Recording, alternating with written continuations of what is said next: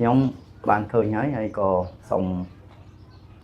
ở cùng đấy đó là bọn ôn được đàn cùng mà chỉ muốn để mà dạng nước quật ban chui hot có đôi chỉ chui share vìបញ្ហាបងប្អូនកសិករយើងពាក់ព័ន្ធនឹងរឿងស្រូវបាទហើយ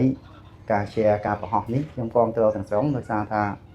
យើងដឹងកសិករពិបាកមិនហើយយើងខំប្រឹងជួយជាមួយគ្នាយើងពិបាកជាមួយគ្នាយ៉ាងម៉េចបាទប៉ុន្តែគ្រាន់តែបានជាព័ត៌មានដូចហើយក៏ត្រូវប្រែក្លាយការអសូរកសិករនេះទៅជាសកម្មភាពជាក់ស្ដែងដើម្បីយើងជួយពួកគាត់ដូចគ្នាដែលយើងជួយនៅក្នុងសហគមន៍នេះដែរបាទអញ្ចឹងមួយផ្នែកឈ្មោះដែលប្រម៉ូទទិញសូមជួយឲ្យតម្លៃបានសមរម្យបាទដោយសាររដូវនេះក៏យើងប្រមូលផលនៅកន្លែងនេះយើងប្រមូលផលនាងអំប៉ុន្តែនៅកន្លែងផ្សេងទៀតទូទាំងប្រទេសភាគច្រើនគឺស្រូវការមណ្ឌលពេលនេះគឺពេលខ្មែរជួយកសិករយើងទាំងអស់គ្នាហើយបាទអញ្ចឹងមួយផ្នែកអំពាវនាវឲ្យបងប្អូនដែលជាឈ្មោះជួយទិញបងប្អូនជាកសិករយើងក្នុងតម្លៃសមរម្យទៅដោយស្រូវការមណ្ឌលនេះក្នុងវង 1000 រៀលគឺជាតម្លៃសមរម្យមែនទែនខ្ញុំបានជជែកជាមួយនឹងសហព័ន្ធស្រូវកដូចគ្នាគឺត្រៀមក្នុងខែ11លើថ្ងៃនេះថ្ងៃ1ហើយខែ11ហើយបាទយុទ្ធនាការក្នុងការប្រមូលទិញស្រូវរបស់យើងក្នុងតម្លៃសមរម្យនេះបាទហើយតមករឿងប្រាក់កម្ចីយើងព្យាយាមជាមួយគ្នាបានពីមស្នើសុំឲ្យម្ចាស់កម្ចីនឹងកំតាន់អាលទាបាទព្រោះឥឡូវនេះលក់តម្លៃដែលយើងបាននៅក្នុងទីផ្សារគឺជារឿងដែលពិបាកសងបានណាបាទហើយទីឥឡូវក៏អត់មានអីយកទៅសងដែរមិនចឹងបាទហើយក្រសួងហើយនឹងបងប្អូនមន្ត្រីកសិកម្មភូមិជាមួយគ្នាក៏ត្រៀមចាំជួយទៀតថានៅរដូវក្រោយបាទបើសិនជាតឹងពិបាកធ្វើយើងរៀបចំជាសហគមន៍ដូចសហគមន៍យើងនៅនេះចឹងបាទព្រោះបើសិនជាឲ្យទៅដើរឲ្យខ្ចីម្នាក់យើងពិបាកទៅរកអ្នកណាជី100មិនបាទកសិករយើងមកលាន7សែនគ្រួសារទៅហើយដីដាំដុះយើងបាទ3លានជាងអត្តាបាទអញ្ចឹងបើសិនជាមិនមានលទ្ធភាពប្រមូលគ្នាចូលជាសហគមន៍មានបងប្អូនយើងនិយាយថាសហគមន៍មានគ្រប់ឃុំអត់ទេបាទមិនទាន់មានគ្រប់ឃុំទេប៉ុន្តែអាស្រ័យទៅលើការចូលរួមរបស់បងប្អូនយើងទាំងអស់គ្នាប្រមូលគ្នាក្នុងឃុំនឹងគ្រប់ជាមួយគ្នាគឺយើងចុះបញ្ជីជាសហគមន៍ជូនតែម្ដងបាទហើយសហគមន៍នេះលទ្ធភាពដែលទទួលបាននៅប្រាក់កម្ចីវាច្បាស់លាស់ជាងយើងខ្ចីឲ្យម្នាក់អញ្ចឹងមកខ្ញុំនិយាយភាសាទៀតថាអរគុណបងប្អូនយើងហើយដែលផុសផ្សព្វផ្សាយពីបញ្ហាការលំបាករបស់កសិករដើម្បីដឹងទាំងអស់គ្នាប៉ុន្តែដឹងទាំងអស់គ្នាដើម្បីជួយគ្នា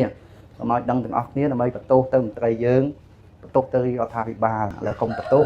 ទៅអ្នកណាយើងខំប្រឹងជួយទាំងអស់គ្នាបាទហើយបើចង់បន្ទោសខ្ញុំទៅធូរចិត្តនឹងបន្ទោសខ្ញុំចោះបាទអញ្ចឹងនេះគឺជាការងារដែលយើងអាចជួយទាំងអស់គ្នាបានដោយឡែកការងាររបស់ក្រសួងបាទយើងបានធ្វើជាច្រើនមកហើយក្នុងការកសាងសហគមន៍បាទខ្ញុំបាន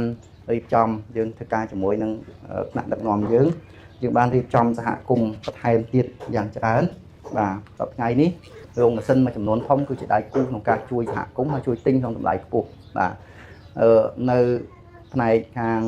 ក្រុមហ៊ុនប្រាក់បន្ថំគាត់សុខចិត្តជួយទិញសង្ហែតម្លៃរហូតដល់950ក្នុង1គីឡូក្រាមគឺជាតម្លៃខ្ពស់ណាស់បើធៀបជាមួយនឹង600ក្នុងពេលនេះបាទហើយវាផ្សារភ្ជាប់ទៅនឹងអ្វីដែលខ្ញុំបានអំពាវនាវមិញថាគាត់ក៏ប្រម៉ូទទិញស្រូវនេះដើម្បីយកកិនជាអង្គលក់ដែរហើយក៏លក់ទៅតាមបណ្ដាសាខារបស់ប្រាក់បន្ថំបាទអញ្ចឹងមិញនៅពេលដែលខ្ញុំអំពាវនាវសុំថាជួយទិញអង្គតាមពិតយើងទិញនៅកន្លែងណាក៏បានដែរបាទប៉ុន្តែអ្នកមួយចំនួនគឺជាអ្នកដែលជួយទិញអង្គទិញស្រូវក្នុងតម្លៃថ្លៃទៀតបាទអញ្ចឹងផ្នែកដែលយើងថាជួយគ្នាបាទយើងមានដៃគូមួយចំនួនបាទដូចជាក្រុមហ៊ុន City Rise ក្រុមហ៊ុនខ្មែរ Food នេះសិតតែជាអ្នកជួយទិញស្រូវសង្ហែហើយឥឡូវនេះបើសិនជាយើងជួយទិញអង្គពីគាត់ក៏ដូចជាជួយរំដោះថវិកាដើម្បីគាត់ជួយមកទិញវិញបានដែរបាទអញ្ចឹងទំហំនៃការទិញតាមពិតមួយថ្ងៃច្រើនណាស់បើយើងពិនិត្យមើលស្រូវពេលរដូវប្រមូលផលបាទយើងប្រមូលផលជិត30000តោនបាទក្នុងមួយថ្ងៃហើយ30000តោនទោះបីជាសប្តាហ៍ថ្ងៃនេះតម្លៃវាទាបបើយើងយកគុណតម្លៃទាបនេះសាកមើលក៏ឃើញចំនួនច្រើនដែរបាទអញ្ចឹងនៅពេលដែលយើងព្យាយាមលើកតម្លៃម្នាក់បន្តិចបាទឈ្មោះជួយលើកបន្តិចបាទអ្នកទិញហូបជួយទិញបន្ថែមដើម្បីមានថវិកាចូលរដ្ឋយើងដែលមានក្រសួងសេដ្ឋកិច្ចហិរញ្ញវត្ថុក៏បានទម្លាក់ថវិកាឲ្យជួយទិញបន្ថែមទៀតដើម្បីឲ្យតម្លៃនេះវាកើនឡើងខ្ពស់បាទហើយបូករួមជាមួយនឹងអ្នកដែលឲ្យជាកសិករយើងជំពាក់បាទព្យាយាមអត់ឱនការទាជំពាក់នេះឲ្យទុកចាំប្រមូលផលរដូវក្រោយដើម្បីព្យាយាមសងជាលំដាប់គឺយើងនឹងអាចទៅមុខទាំងអស់គ្នាកសិករយើងក៏អាចនឹងទទួលបាននៅលទ្ធភាពក្នុងការបន្តដាំដុះបន្តទៀតបាទជើងអ្នកជួលដីក្នុងរដូវទៅមុខ កន្លែងណាដែលថ្លៃឈ្នួលដីខ្ពស់ក៏គួរកុំធ្វើពួកអីមន្ត្រីកសិកម្មឃុំនៅចាំទឹកគូជាមួយគ្នា